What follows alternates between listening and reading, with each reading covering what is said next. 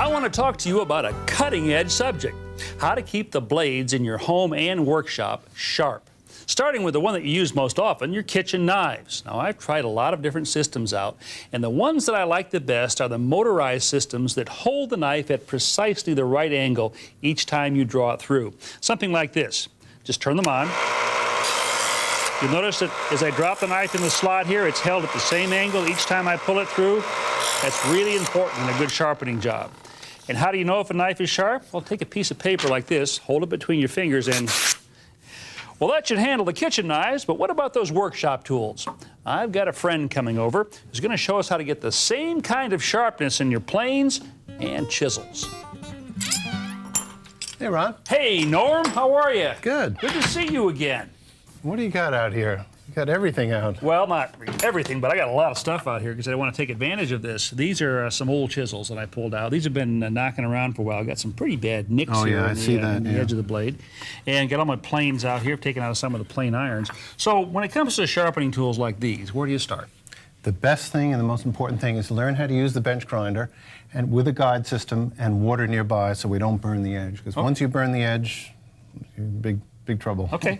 Well, I've installed a grinder over here, and I also picked up that accessory that you told me about, the tool holder right over here. Not sure how to use it, hoping you'll tell me that. Well, that's a good device. Let's start with that nicked up chisel you showed me a couple of minutes ago. This guy here. I could really use some help. Yeah. This is an edge guide that slides in the base station here.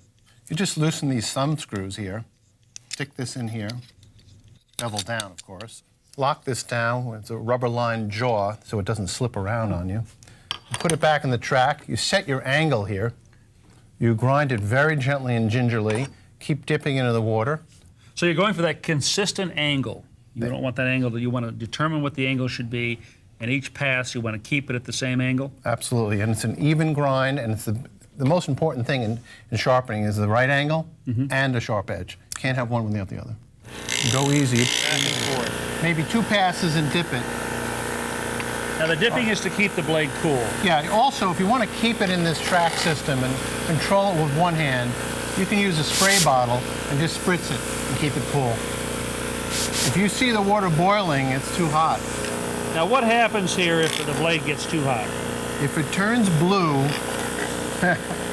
you've got to grind it back maybe 1/8 of an inch or more to restore it to the temper that was originally from the factory. So all we're trying to do here now is to get rid of that nick and get a straight edge on the... Oh, nice edge. Nick's all gone. Yep. But this is not sharp at this point, right? No way. So the next step would be what? You got to bring it over to a honing station. Okay, now there are tons of ways to do that, all kinds of stones out there. What's one of your favorite methods, easy to do, foolproof?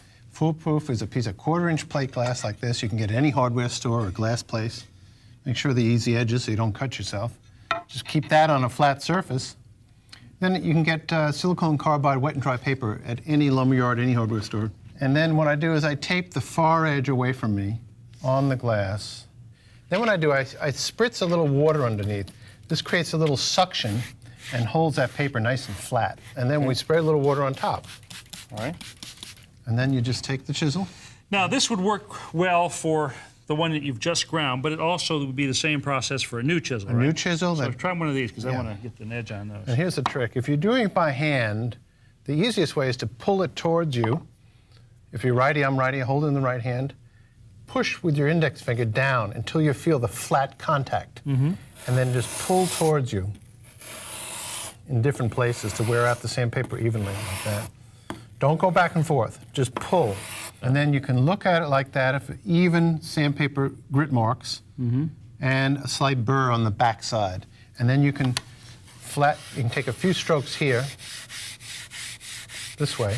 If you really want a super chisel, you have to flatten it on something like this glass until it's an even color.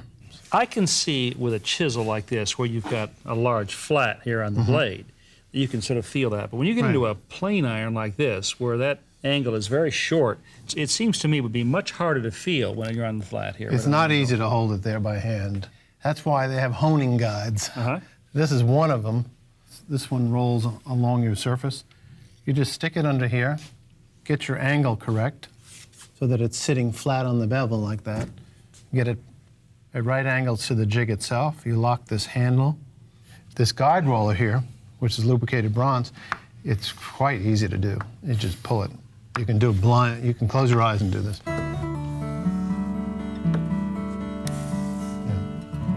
Hey, it's working. Very nice. You got the hang of it. You know, thank you so much for coming by and Ron. showing us this. This is a great system, inexpensive, materials easy to find, and really simple to use. Yeah.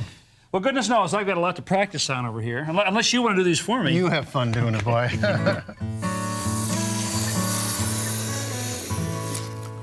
Now, you just have to trust me on this. There's nothing like the sound and feel of a really sharp plane. If you'd like more information on sharpening, then check our website, ronhazelton.com. And join us next time for more great projects and, of course, more house calls. We'll see you then.